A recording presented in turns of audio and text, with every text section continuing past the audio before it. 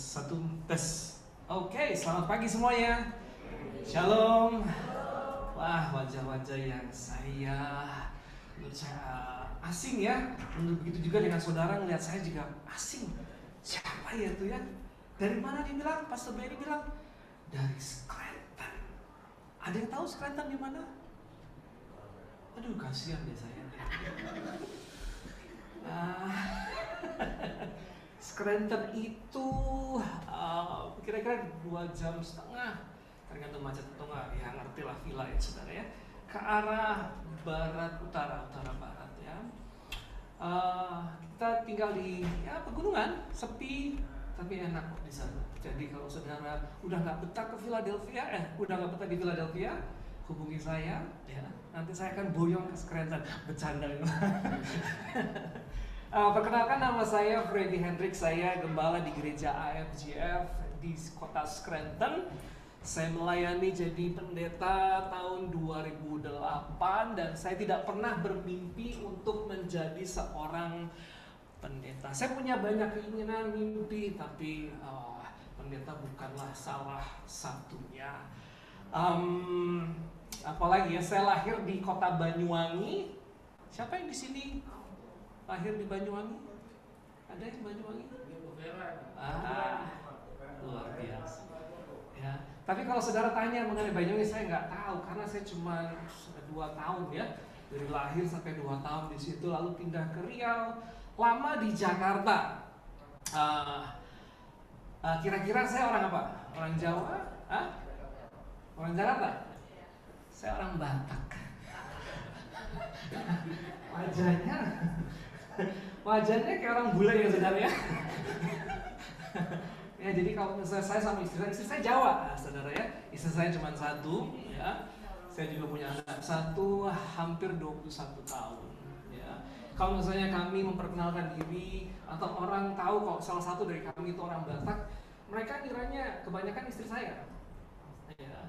Oh, ini yang Batak ya? Oh enggak, saya yang Batak. Dan kalau dari logatnya jelas sama sekali nggak ada Batak-Bataknya saudara ya. Ya, nggak ada horas lah, ya nggak ada. Karena sudah kemakan sama banyak orang Surabaya di kota Scranton ya, jadi logatnya demikian. Ya. Saya mengucapkan terima kasih pada Pastor Benny dan juga Ibu Gembala, juga dari Nancy Leadership di gereja NWC ya, untuk mengizinkan saya untuk melayani di tempat ini. Kalau saya perhatikan di Facebook, waduh, di Philadelphia, gereja di Philadelphia itu luar biasa. Dari minggu ke minggu saya lihat ini ada pendeta tamu dari Indonesia yang sangat terkenal lah, A, B, dan C. Waduh, ya kalau di Scranton nggak pernah mampir mereka saudara. Ya, dan hari ini saudara dilayani oleh seorang yang tidak dikenal atau tidak terkenal, tapi saya dikenal Tuhan. Amin saudara. I think itu aja yang penting ya saudara. Saya berharap semangatnya tetap sama, baik ada pembicara hebat dari Indonesia ataupun pembicara dari kota Scranton. Amin saudara. Dan juga shalom bagi seluruh jemaat ataupun tamu yang mengikuti ibadah lewat online atau lewat Zoom. Kita mau mendengar firman Tuhan. Amin saudara. Kita mau buka yuk kitab Injil Lukas pasal yang ke-10. Kita mau belajar yang mudah-mudah tapi belum tentu bisa kita aplikasikan dalam kehidupan kita sehari-hari. Lukas pasal yang ke-10, kalau bisa disiapkan di layar boleh, kalau enggak saudara bisa siapkan elektronik saudara ataupun Alkitab saudara. Pasal 10 ayat yang ke-25. Judulnya Orang Samaria yang Murah Hati. I know it, Pastor. Ya, aku sudah dengar itu berulang kali. Well, mari kita dengarkan sekali lagi. Ayat yang ke-25. Pada suatu kali berdirilah seorang ahli Taurat untuk ngapain saudara? Mencobai Yesus. Katanya, Guru, apa yang harus kuperbuat untuk memperoleh hidup yang kekal? Ingat, tujuannya untuk mencoba, yang artinya orang ini sudah tahu jawabannya, atau dia merasa sudah tahu jawabannya. Alright. Ada nggak sih di antara saudara yang ada orang lain nanya kepada saudara, bukan sebenarnya pengen nanya, tetapi ingin ngetes saudara? Ada yang di sini pernah digituin ya? Saya pernah saudara ditanya, pastor kalau ini menurut pastor bagaimana? Saya sebelum saya dites, saya tanya kepada orang tersebut, menurut kamu jawabannya apa? Pinter ya saudara ya. Nggak taunya dia bisa jawab cepet lagi. Berarti orang itu bukan benar-benar mau bertanya, tetapi ingin mengetes saya atau menguji saya. Ya. 26, jawab Yesus kepadanya, apa yang tertulis dalam hukum Taurat? Apa yang kau baca di sana? Wah, I know. Ya, jawab orang ahli Taurat itu ayat 27, kasihilah Tuhan Allahmu dengan segenap hatimu dan dengan segenap jiwamu. Sama-sama ya kita katakan 1, 2, 3. Kasihilah Tuhan Allahmu dengan segenap hatimu dan dengan segenap jiwamu dan dengan segenap kekuatanmu dan dengan segenap akal budimu, dan kasihilah sesamamu manusia seperti dirimu sendiri. 28, kata Yesus kepadanya, jawabmu itu benar, perbuatlah demikian maka engkau akan hidup.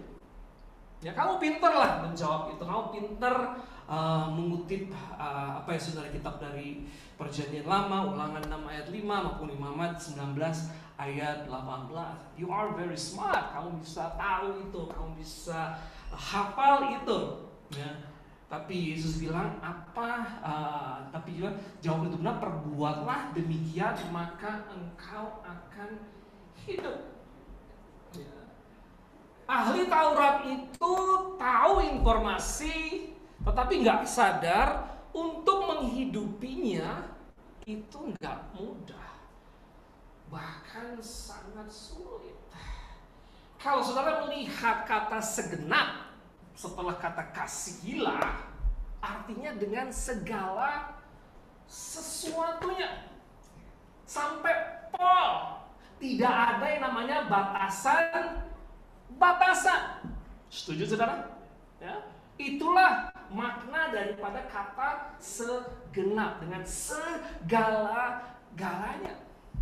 Ya, kamu pinter, kamu benar, kamu bisa highlight, ucapkan, katakan informasi itu, tetapi apakah kamu sudah menghidupinya atau tidak? Ya. 29, ya, orang ini, ahli Taurat ini melanjutkan dengan saudara ya, memuji Yesus lagi. Tetapi untuk membenarkan dirinya, orang itu berkata kepada Yesus, I know it, jawabannya. Dan siapakah sesamaku? Manusia. I know jawabannya. Ya, karena saudara perlu tahu bahwa ahli Taurat waktu itu mereka itu punya definisi sendiri mengenai sesamaku manusia. Mereka berpikir nggak mungkin sesamaku manusia itu seluruhnya. Ya, masih mungkin adalah orang-orang Israel, orang-orang Yahudi. Ya, atau sesamaku manusia adalah orang-orang yang sesama ahli atau hukum Taurat tersebut. Ya, jadi mereka punya batasan-batasan sendiri mengenai siapa yang bisa disebut sesamaku manusia.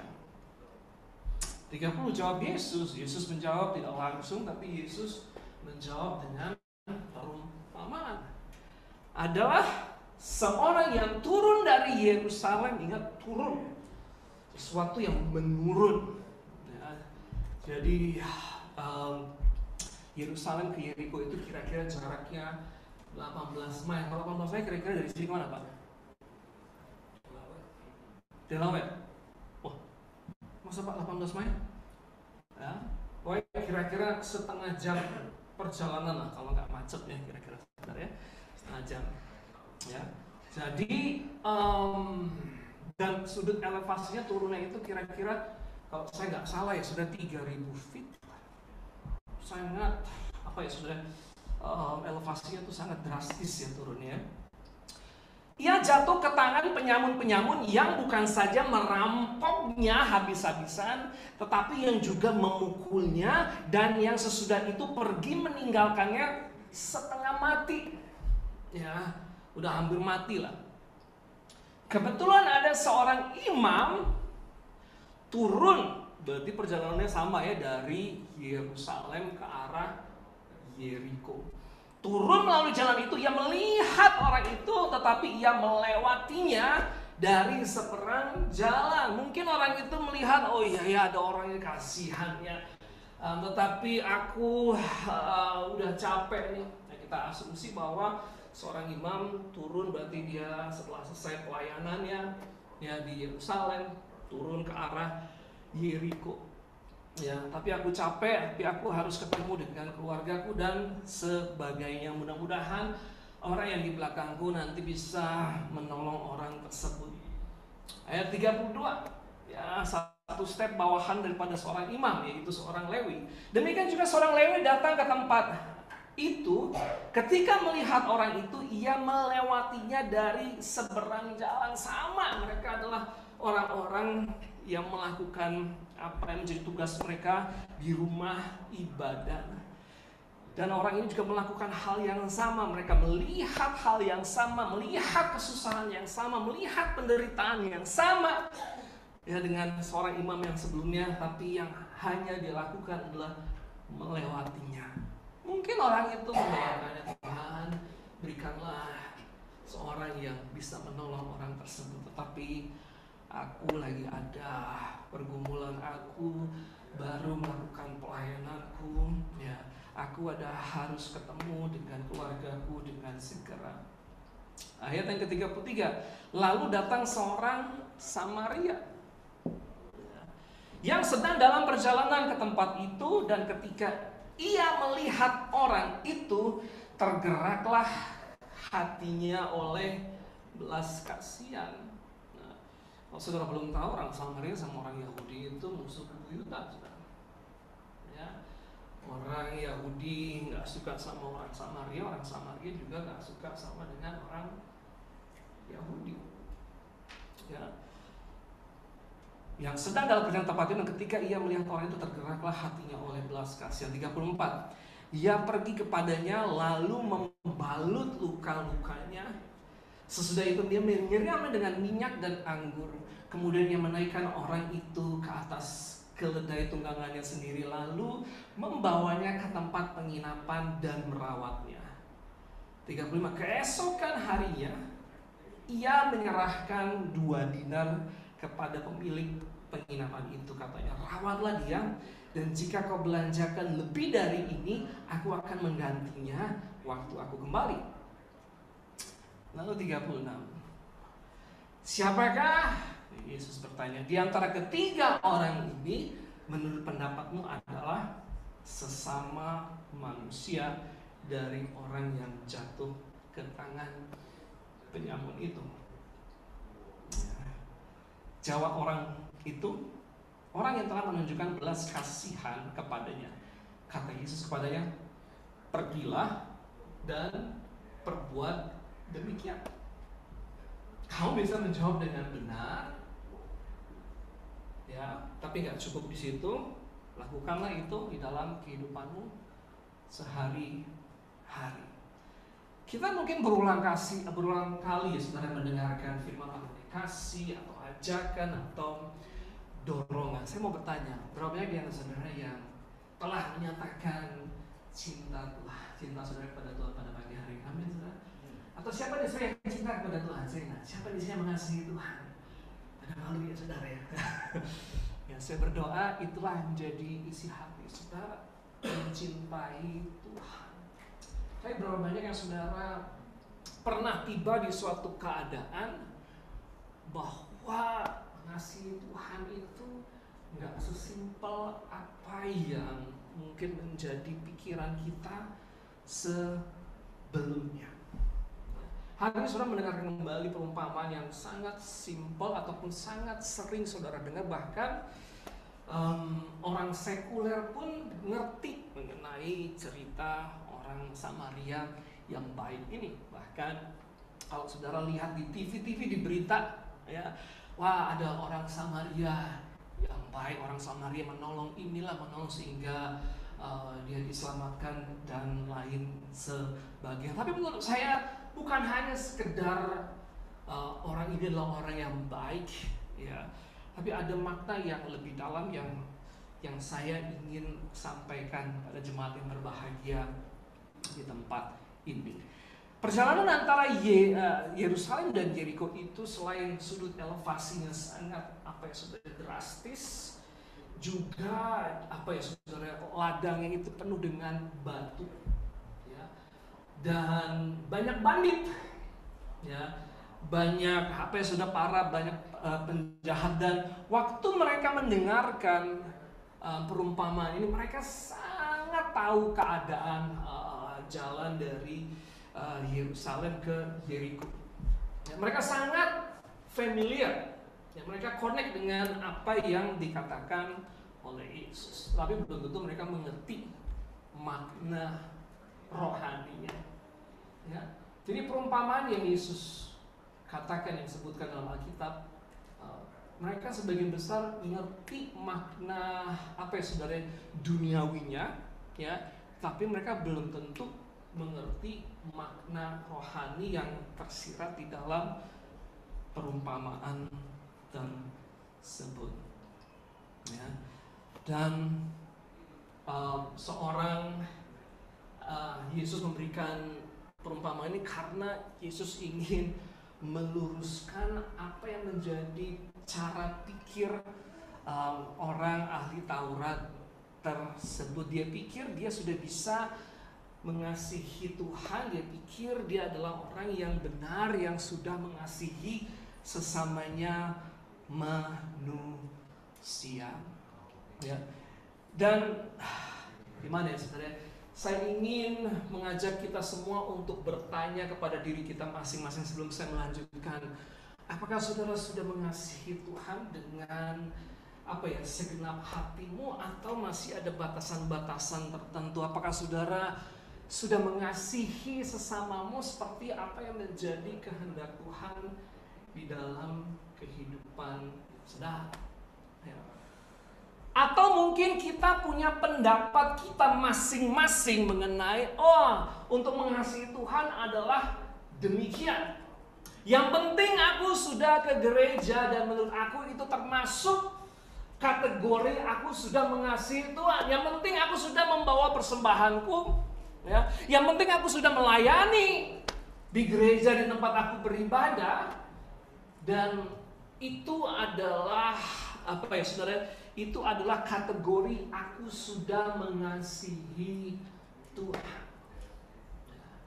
Atau mengenai sesama, yes, yang penting aku sudah melakukan perbuatan baik kepada orang lain, dan menurut aku sudah melakukan atau menghidupi kehendak Tuhan, yaitu untuk mengasihi sesamaku, ya. Jemaat yang dikasihi Tuhan, saudara bisa merasa mengasihi Tuhan, tetapi saudara belum mengasihi Dia sesuai dengan apa yang menjadi kehendak Tuhan. Kita masih mengasihi Tuhan dengan versi kita sendiri, atau kita merasa kita sudah mengasihi sesama, tetapi kita masih mengasihi sesama kita menurut saudara, standar kita sebagai manusia, ya. Contohnya di sini gereja namanya NWC, mengenai mengasihi sesama. Aku sudah mengasihi sesama. Yang penting aku sudah mengasihi sesamaku, orang-orang yang satu gereja dengan aku. Yang penting aku sudah mengasihi orang-orang yang satu pelayanan dengan aku. Kita punya kategori masing-masing. Itu sebenarnya menandakan bahwa kita nggak mampu mengasihi diri, mengasihi orang lain. Dan karena kita nggak mampu, apa yang terjadi? Kita punya kita bikin batasan tertentu sehingga kita merasa bahwa kita sudah melakukan firman Tuhan.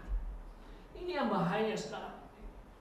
Ya, hari demi hari saudara memiliki batasan dan sebenarnya saudara telah menjadi orang yang munafik. Ya, oleh karena saudara menaruh pikiranmu di dalam atau di atas firman Tuhan.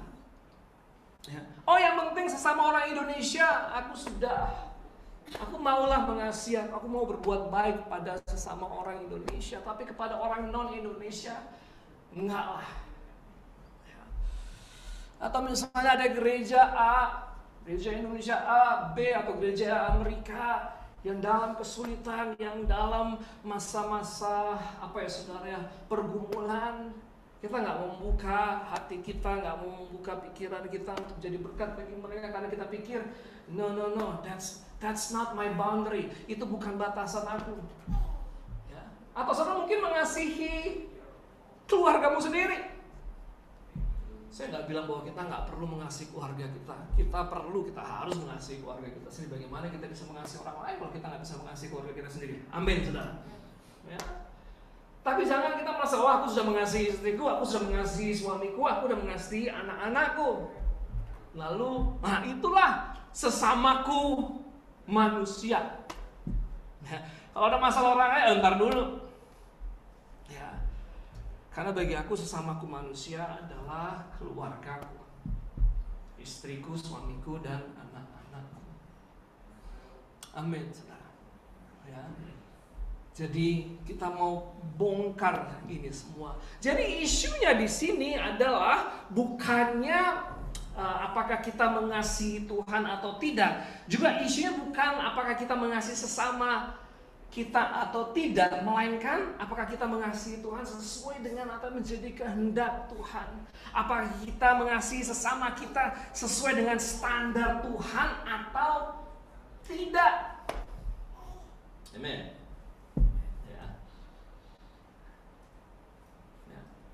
Kalau enggak, kalau kita tetap dalam pendirian kita masing-masing, nanti kita akan sama seperti Ananias dan Safira. Mereka ada tinggal di kelompok orang percaya. Benar, saudara? Dan waktu yang lainnya rela mengumpulkan, saudara? Mengumpulkan, menjual tanahnya untuk dibawa pada gereja untuk dikumpulkan supaya bisa dibagi-bagikan. Ya. Ananias dan Safira sebenarnya nggak pingin, tapi karena trennya demikian, ya wis lah, nggak enak.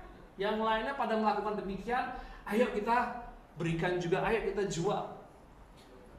Nah, dan dia punya taktik, ya udah kita bilang ini hasilnya semuanya. Padahal sebagian dia pegang.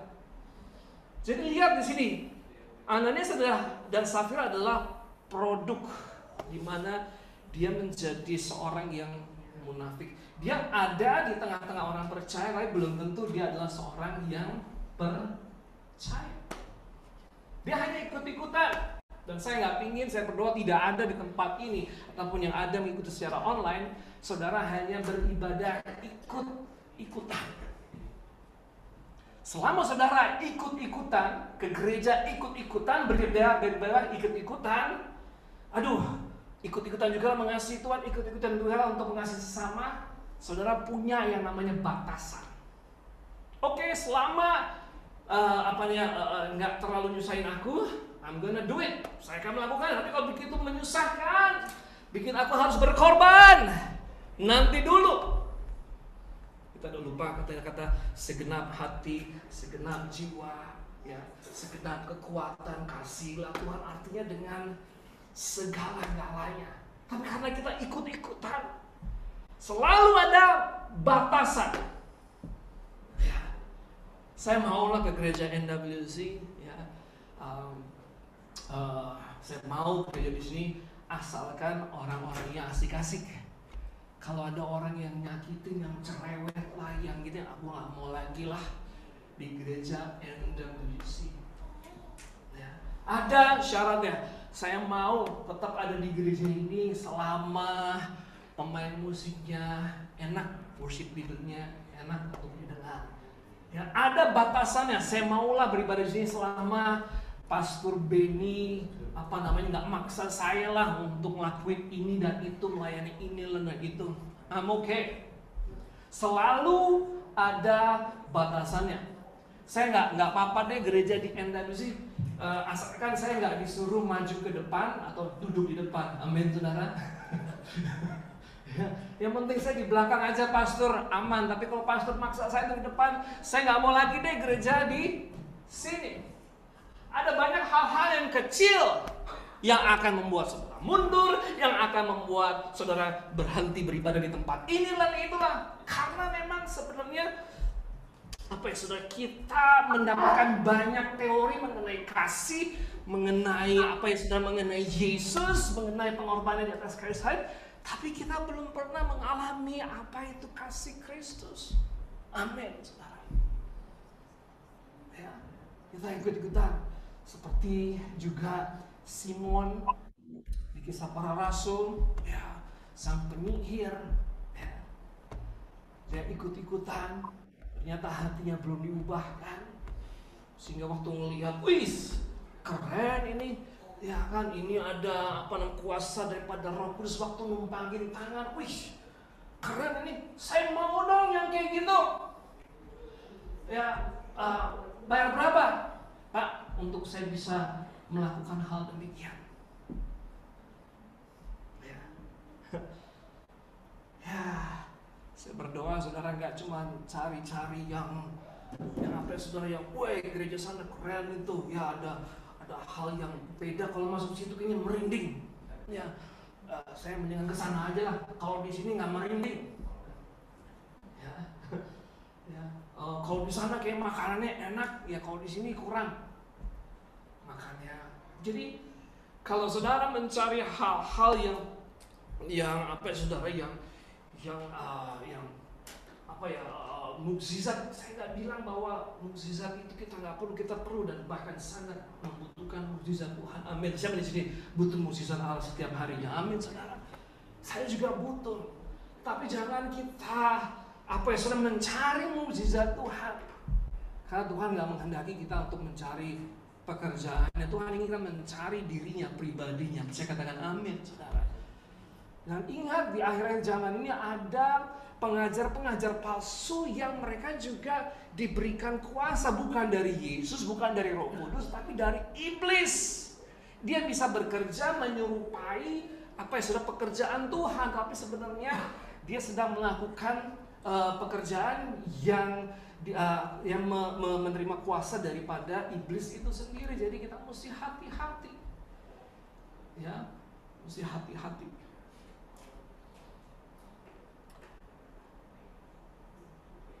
Amin, saudara.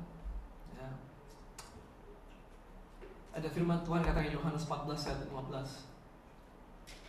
Jikalau kamu mengasihi aku, kamu akan menuruti segala perintahku. Ya. Dan kita punya definisi mengasihi Tuhan menurut pikiran kita sendiri.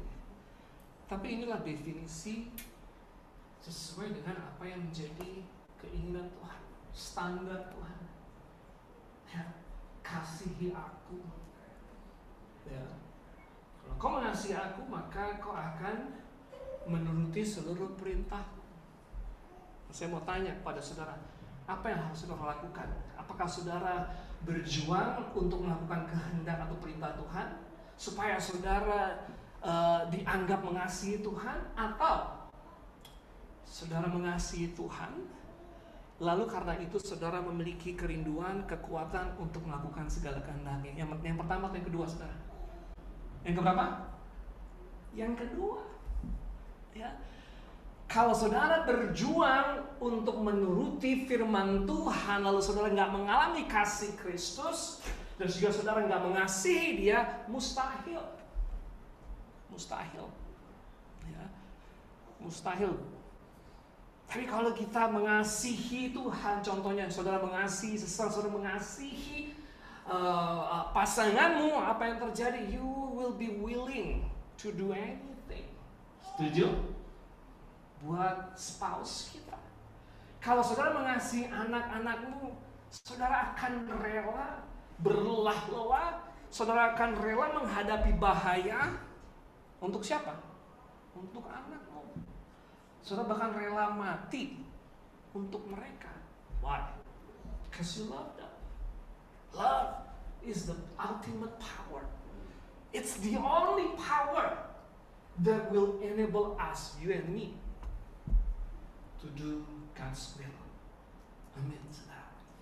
Dan nggak dengan bersungut-sungut, nggak dengan mengeluh. Enggak. I like it, Lord. Mau capek kek, ya, mau orang menghina kek, ya, it's okay. I like it, ya, because I love you, Lord.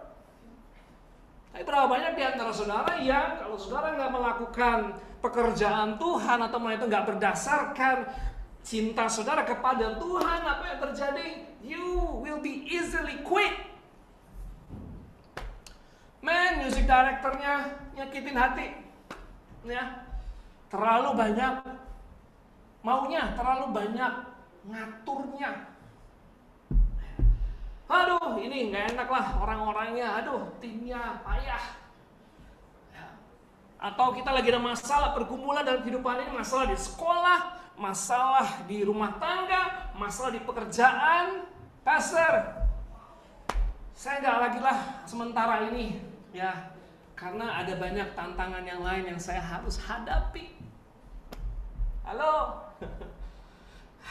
itu tandanya saudara melakukan kehendak Tuhan atau melayani Tuhan bukan berdasarkan cintamu, bukan berdasarkan kasih, bukan berdasarkan karena saudara telah menerima kasih yang luar biasa itu dari Tuhan.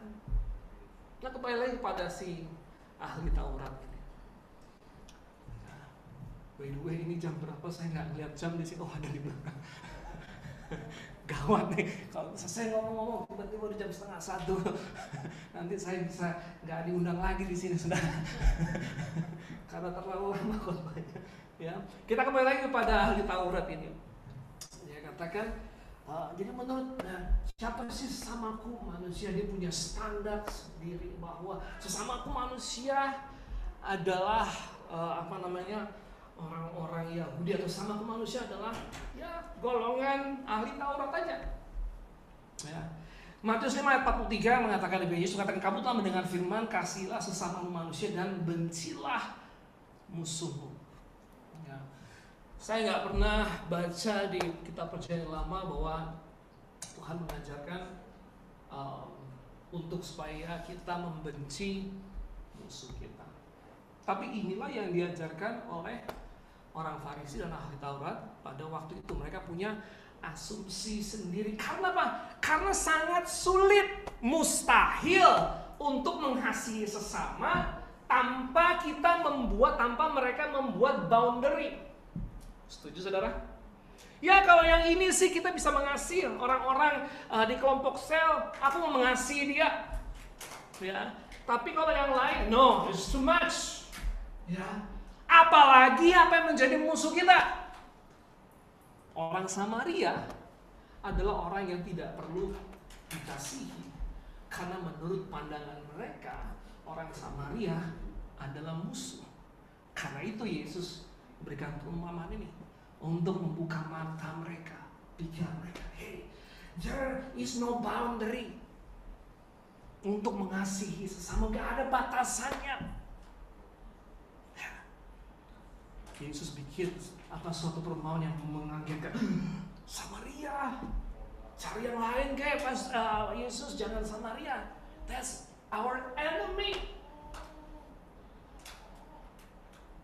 Ya, saudara, ingat, ini bukan hanya hal mengasihi. Kalau saudara nggak mengalami kasih Kristus, kalau saudara nggak mengalami kelahiran baru, maka saudara akan menjadi orang-orang yang ikut-ikutan, yang sangat apa yang bisa berubah-ubah. Hari ini saudara semangat, besok saudara nggak semangat lagi.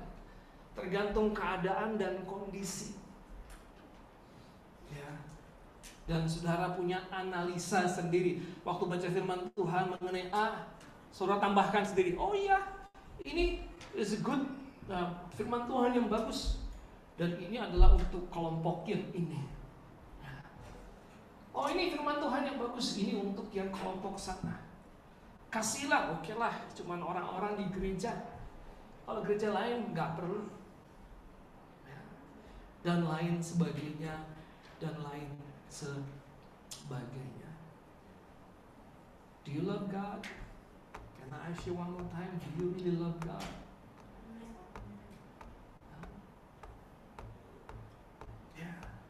Bahkan sesama manusia aja waktu ditanya, kamu sayang aku nggak sih? Kita bisa ngegombal, setuju? Ya aku sayang sama kamu. Gunung pun akan kudaki sayang. Ya, apapun aku akan membela dirimu. Tapi waktu ada pilihan, ada kesusahan, ada tantangan, ada tekanan, nanti dibuktikan kan? Apakah kita benar-benar mengasihi orang itu atau tidak? Aku mengasihi kau sayang, ya. Tapi kali ini kamu yang bayar ya.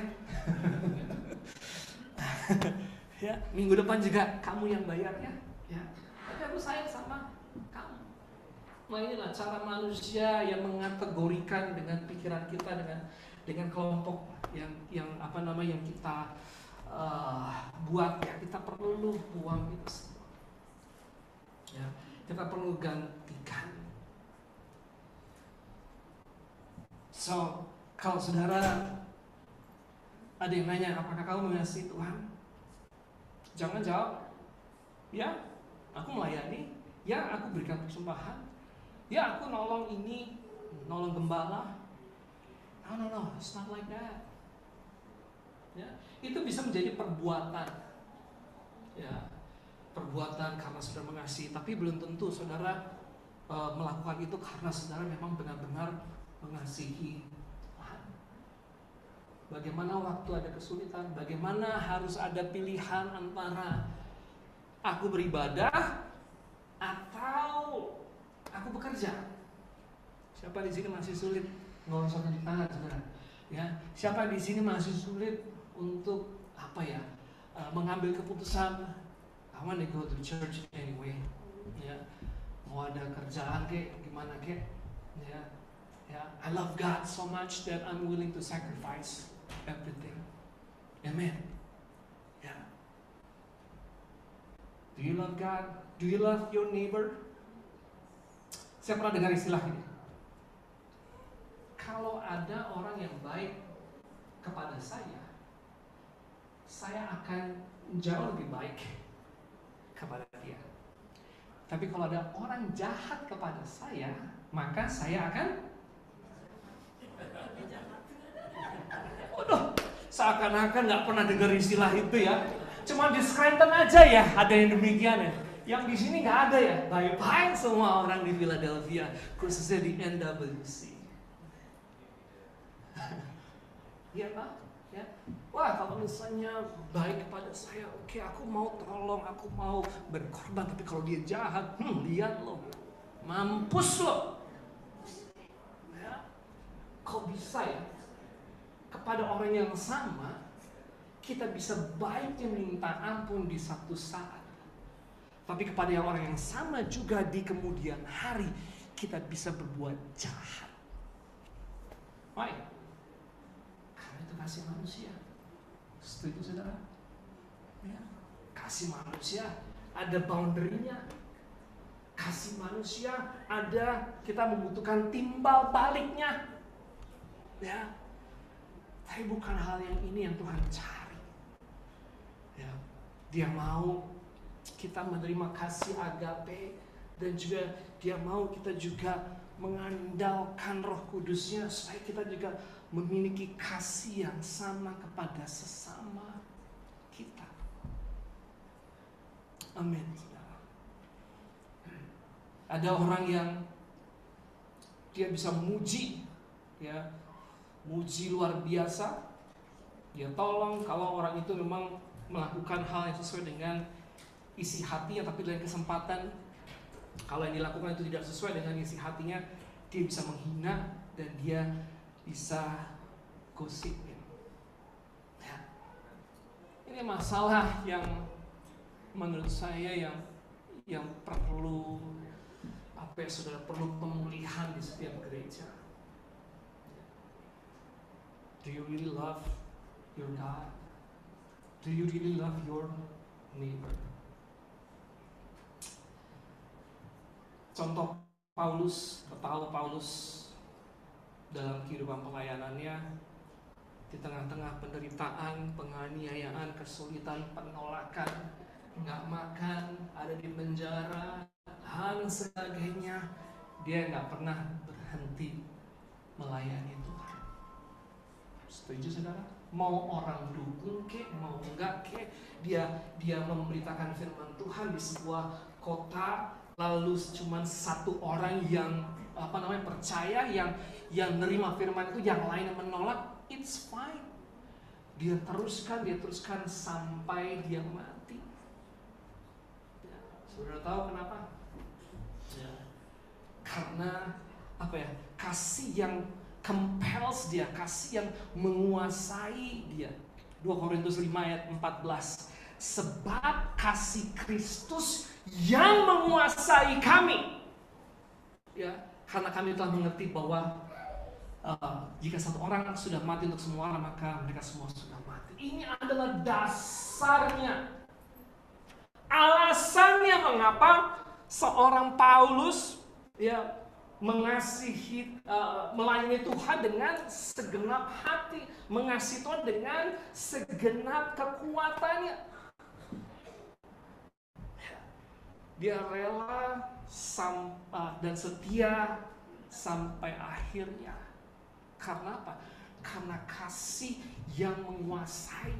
Kasih dalam bahasa Inggris, kasih yang mengontrol, yang mengendalikan. Amin gak sih saudara? Mengendalikan kita. No, aku gak mau beribadah, aku gak mau yang lain. Why? Because that kind of love compels you. Kematian Yesus di atas kayu salib, Yesus Tuhan, dia rela datang ke dunia, direndahkan, dihina, disiksa, karena dia mengasihi. Bukan mengasihi cuma manusia, saudara, tapi mengasihi aku secara pribadi. Amin gak sih saudara? Really? Lord, I don't deserve it. I'm willing to do anything that you want. Mau dihina kek, mau ditolak kek, Lord, I still see your cross. Amen. Aku selalu melihat darahmu, itu yang memberikan aku kekuatan, itu membuat aku tidak berhenti sampai aku mati. That kind of love akan memberikan saudara kekuatan sampai saudara meninggalkan dunia ini. Amin, saudara. Sebab kasih Kristus menguasai kami. So, bagaimana saudara bisa mengasihi Tuhan dengan segenap hati, dengan segenap jiwa, dengan segenap kekuatan, dengan segala-galanya, dengan tidak ada batasannya, adalah dengan mengalami kasih Kristus terlebih dahulu, dengan memandang salibnya, dengan melihat apa yang dia sudah lakukan dan menerimanya. Mungkin saudara sudah mendengar berkali-kali mengenai Yesus mengasihi dirimu, tapi sudah nggak saudara sudah menerima kasih tersebut? Ya. Sudahkah saudara mengalami kelahiran baru? Amen, saudara. Mari kita bertanya kepada diri kita masing-masing. Ya. Di dalam pelayanan saya memiliki banyak challenge ya saudara. Yang paling banyak tantangannya adalah waktu anak saya 2 tahun yang lalu, saudara, mengalami gangguan mental. It hurt us so much. 2 tahun yang lalu adalah tahun pertama dia kuliah, semester 1. Dan setelah dia pulang, Thanksgiving break, beberapa minggu kemudian dia mengalami apa yang dinamakan psikosis. Sudah tahu namanya psikosis? Ya. Jadi dia punya pikiran sendiri, dia memiliki halusinasi sendiri, atau satu lagi apa sih temannya halusinasi itu? Apa namanya? Misalnya dia merasa dia harus berbuat sesuatu untuk menyelamatkan dunia ini. Ya, itu benar-benar apa yang dia percaya. Ya. Dan waktu-waktu itu adalah waktu yang sangat-sangat sulit bagi kami. Ya. Kami nggak bisa tidur, kami melihat anak kami udah kayak benar-benar kayak orang gila, saudara. Saya melihat anak saya udah nggak seperti anak saya lagi. Dia punya dunia sendiri, ya, dan dia bisa merasa takut dengan saya karena dia punya pikiran bahwa saya hendak mencelakakan dia. Dan dia masuk rumah sakit mental sebanyak 4 kali. Ya. Coba bayangin, saya punya anak satu-satunya, saudara. Lalu saya nggak tidur karena dia ini melek terus, saudara. Paling lama dia melek itu 3 hari 3 malam tanpa tidur. Artinya kita mesti memantau dia karena dia bisa keluar sana nggak tahu apa yang akan dilakukan sama dia kan? Ya, dia bisa melakukan sesuatu yang dia percaya itu adalah kejadian yang sebenarnya. Sampai pada akhirnya dia divonis bipolar depression. It's tough buat kami. Ya, puji Tuhan, selama setengah tahun terakhir ini kehidupan dia cukup normal ya, saudara. Kalau bipolar itu, kalau saudara mungkin lihat di Google itu, kadang-kadang ada yang namanya dia lagi up, lagi down. Kalau up itu maniac, saudara, dia ngerasa bisa melakukan apapun juga, dia nggak mau diem. Tapi down lagi depresi itu udah mengunci diri di di kamar, nggak mau makan lah, nggak mau mandi lah, nggak mau beraktivitas lah. Itu kalau lagi down, makanya dibilang bipolar. Dan dia saat ini masih membutuhkan obat untuk supaya dia bisa stay di tengah. Ya, mungkin cepat ini bisa dalam doa saudara sehari-hari bisa selipkan doa buat anak saya, buat keluarga saya, saudara. Dan menjadi pertanyaannya adalah, apakah itu bisa menjadi buat alasan buat saya untuk, Lord, aku sudah melakukan ini semua untuk Engkau, tapi Engkau mengizinkan anakku untuk mengalami gangguan mental, bahkan divonis bipolar depression.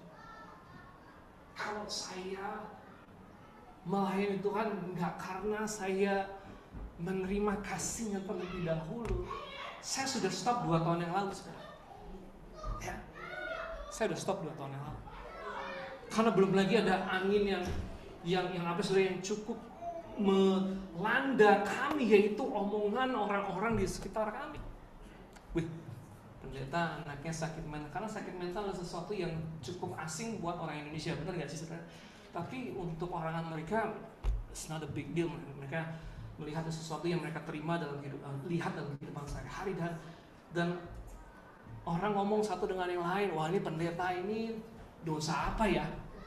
Saudara pernah mengalami atau punya teman yang demikian? Kalau misalnya ada yang salah, ada masalah, ya, ada pergumulan, ada badai, ini pasti lagi dosa apa nih? Ya. Lalu saya berdoa kepada Tuhan, Lord, bukannya saya nggak ada keinginan untuk quit ya, sebenarnya, tapi itu nggak lama dalam pikiran saya, karena saya kembali teringat akan apa yang Yesus sudah selesaikan di atas kayu salib. Itu semua karena kasih-Mu, Tuhan, karena kemurahan-Mu. Kalau aku bisa sebagaimana aku berada, kalau aku masih bisa bernafas, semua adalah karena kebaikan-Mu. Dan aku gak mau berhenti Tuhan untuk melayani-Mu. Dan aku percaya Kau take care anakku ini, Kau take care keluargaku ini. Puji Tuhan, sekarang si Aubrey, anak saya Aubrey, panggilan Aubrey, first name-nya Valeria, ya. Dia lagi stop sekolahnya, saudara ya.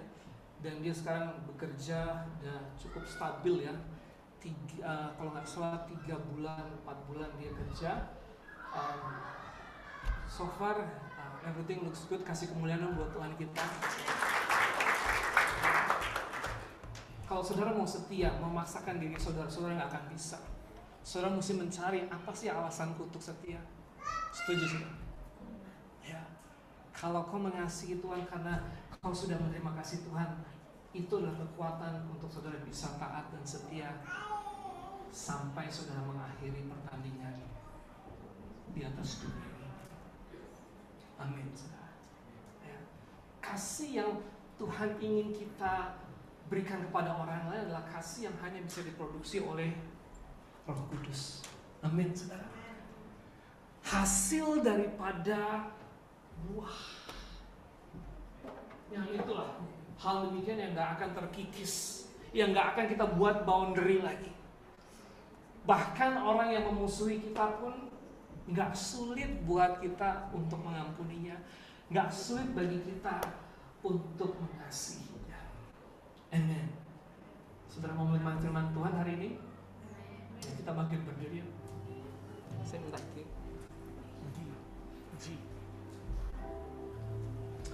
Adik, kita menyanyikan satu lagu yang luar biasa. Kita mau nyanyikan refnya Be With You. Tapi saya ingin saudara membaca, meresapi kata-katanya. Karena lagu ini enak didengar, tapi jadi pertanyaan apakah saudara menghidupinya atau tidak. Amen. And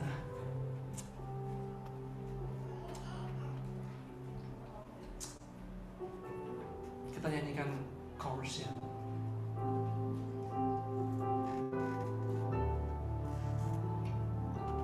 And I live to worship you. Is it really? My Jesus, you're the only one for me. Nothing will ever take your place. My Savior, who can stand between my Lord and me? Lord, I'll live to honor you, and I love to bring my loving offering. Take me higher, draw me deeper and deeper, Lord. I need more to be with you. Kita tahan sedikit. Katakan sini, aku mau hidup untuk menyembah. Really? Ya. Tidak ada satupun yang bisa mengambil tempatmu, Tuhan. Kalau saudara nggak mengalami kasih Kristus, saudara nggak akan bisa menghidupinya. Terus katakan demikian, tidak ada yang bisa menghalangi aku dengan Tuhan. Tuhan, aku mau hidup untukmu. Aku ingin membawa hidupku, diriku sebagai persembahan. Ini suatu lirik yang sangat indah. Apakah saudara menghidupinya atau tidak? Saudara nggak akan sulit untuk datang gereja on time, datang pelayanan on time, datang ke cell group on time. Saudara nggak akan punya saudara kesulitan untuk datang ke pastor. Apa yang bisa saya lakukan untuk gereja ini? Apa yang saya bisa lakukan untuk melayani Tuhan? Saudara nggak akan kesulitan untuk mengampuni satu dengan yang lain. Saudara nggak perlu lagi menghindar dari suatu kelompok yang mungkin memusuhi saudara. Amin, saudara. I live to honor you. I give all to be with you, really? You really want to give all to God? You have to receive it first. Firman Tuhan mengatakan bukan kamu yang mengasihi aku, tapi Yesus bilang aku yang mengasihi kamu. Artinya kau harus terima kasih itu terlebih dahulu, baru kau bisa mengasihi Tuhanmu, baru kau bisa mengasihi sesamamu sesuai dengan apa yang menjadi standar Tuhan dan kehendak Tuhan. Amen. Let's sing this song one more time. And I live to worship. Sama-sama kita angkat Tuhan. Haleluya. My Jesus, you're the only one for me. Nothing will ever take your place, my precious Savior. Who can stand? Jemaat yang di rumah, sembah Dia juga.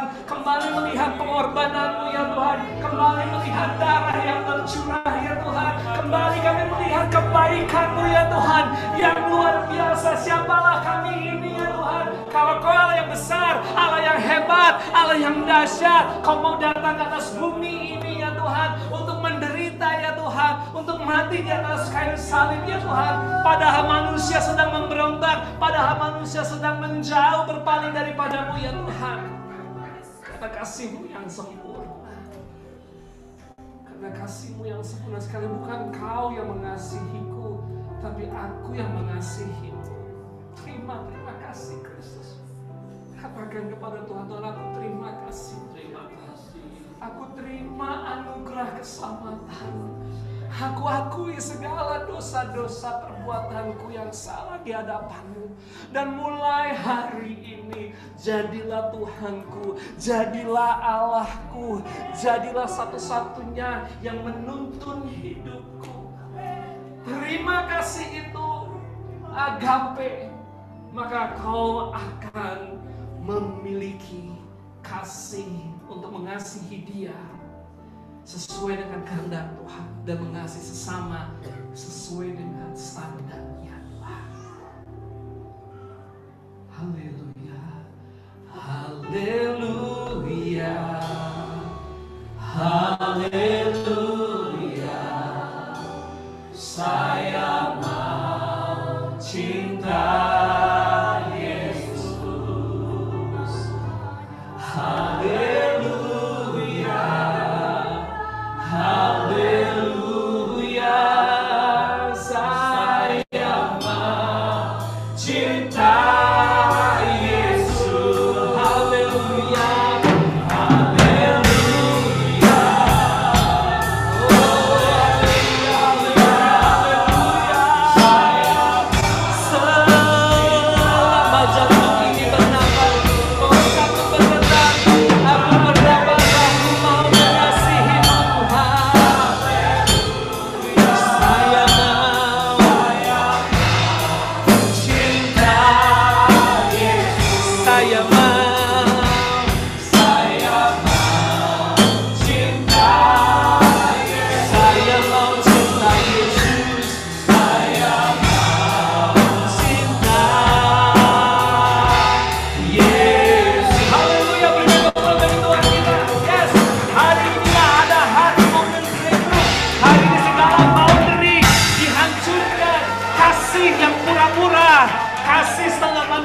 Digantikan dengan kasih Tuhan. Haleluya, haleluya. Terima kasih ya Tuhan. Aku berdoa Engkau berkati jemaat-Mu, berkati ya Tuhan pelayanan daripada Pastor Benny, istri ya Tuhan, dan seluruh leadership pelayanan di tempat ini ya Tuhan. Aku berdoa ya Tuhan, biar gereja ini boleh mencapai lebih lagi banyak jiwa-jiwa ya Tuhan. Lebih banyak lagi orang dikuatkan ya Tuhan. Lebih banyak lagi orang dipuaskan oleh firman-Mu ya Tuhan. Mukjizat demi mukjizat ada menyertai gereja ini dan seluruh jemaat di dalam